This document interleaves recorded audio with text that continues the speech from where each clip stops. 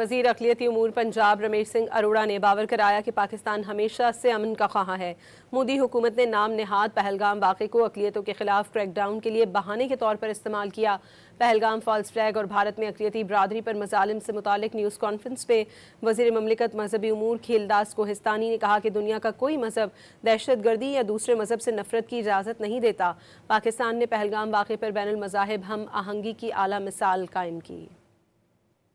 دنیا بھر میں پاکستان کو کامیابی نصیب ہوئی، وہیں پہ آج بھارت کو ذلت کا سامنا کرنا پڑا۔ پاکستان ہمیشہ امن کی بات کرتا ہے۔ آج 1 سال ہو گیا ہے جب یہ فالس فلیگ آپریشن کے بعد 6 اور 7 مئی کی درمیانی شب بھارت نے پاکستان کے اوپر حملہ کیا، پاکستان کی مذہبی عبادت گاہوں کو اٹیک کیا، پاکستان کے نہتے شہری کا قتل کیا، اور تو اور ایسے ڈرون بھیجے گئے جنہوں نے ننکانہ صاحب کے قریب، گردوارہ صاحب کے قریب گرائے گئے۔